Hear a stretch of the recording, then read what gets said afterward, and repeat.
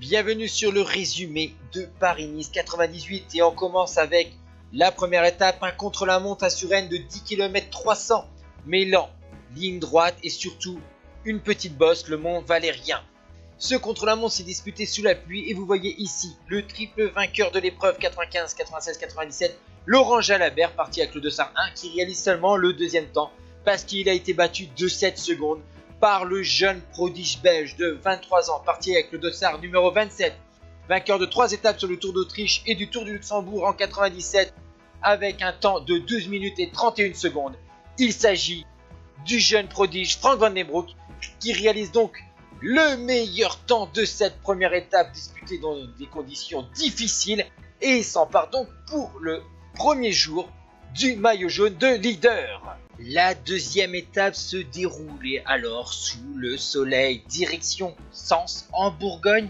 On voit que la formation Mapei est en ordre de marche pour protéger son jeune prodige, puisqu'il va avoir des petites bonifications et on va voir Frank Van Den Broek avec son joli maillot blanc de leader du classement général prendre des bonifications devant Laurent Jalabert.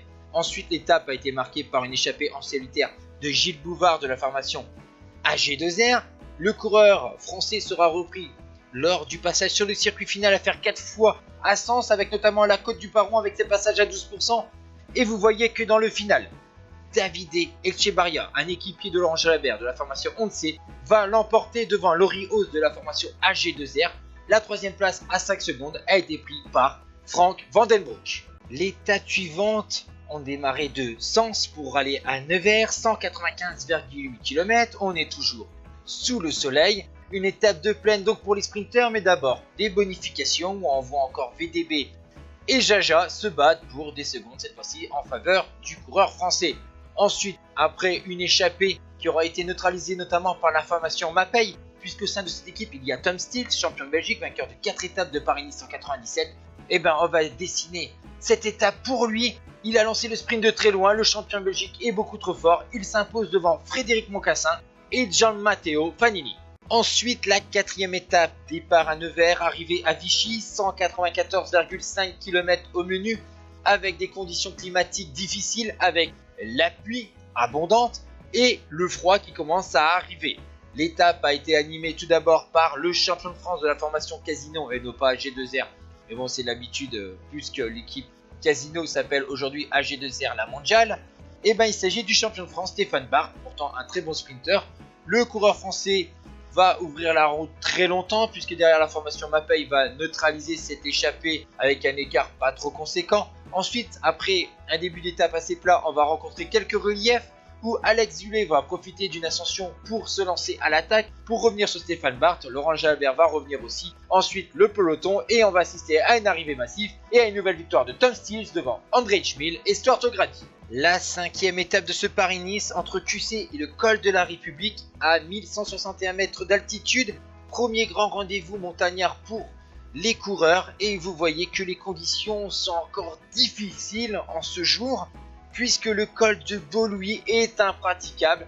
Alors on va reporter le départ au kilomètre 44 et donc les coureurs vont repartir une seconde fois.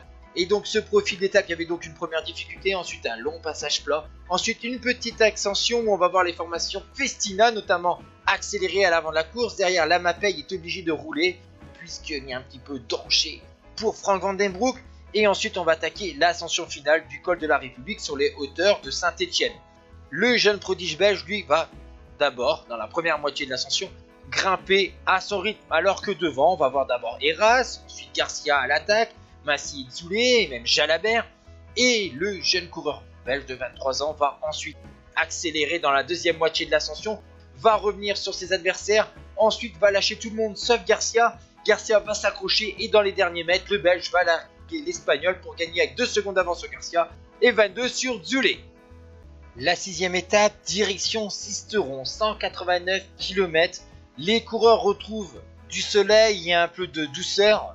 Ça fait un peu plaisir et surtout quelques reliefs quand même en direction de Sisteron. On voit que les équipiers de Frank Van Den Broek le protègent très bien, mais les formations Festina, Once et Casino ont décidé d'accélérer puisqu'il y a une belle difficulté sur ce parcours, le col de l'homme mort. Et lors de cette ascension difficile, eh ben on va isoler Frank Van Den Broek, Laurent Jalabert va attaquer, mais le maillot blanc de leader va suivre parfaitement le triple vainqueur de l'épreuve. Ensuite, dans la descente vers Sisteron, il va avoir d'abord une jonction avec le peloton. Jalabert va attaquer, mais va être à nouveau repris par Frank Van Den Broek. Ensuite, une attaque avec Bobby Julich et Ossa de la formation Banesto. Malheureusement, ces deux coureurs vont être repris dans le final. Et on va assister au coup du kilomètre de André Schmil de la formation Lotto, qui va s'imposer quelques mètres devant Francisco Mancebo et Arrieta de la formation Banesto.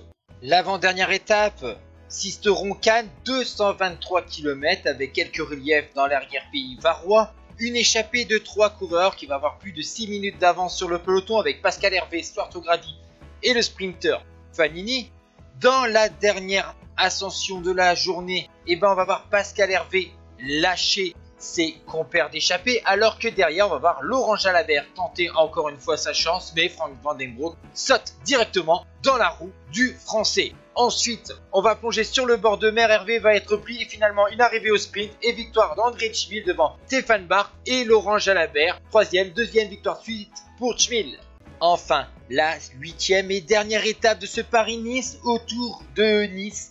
161 km avec notamment l'ascension du col d'Aise et une arrivée sur la promenade des Anglais.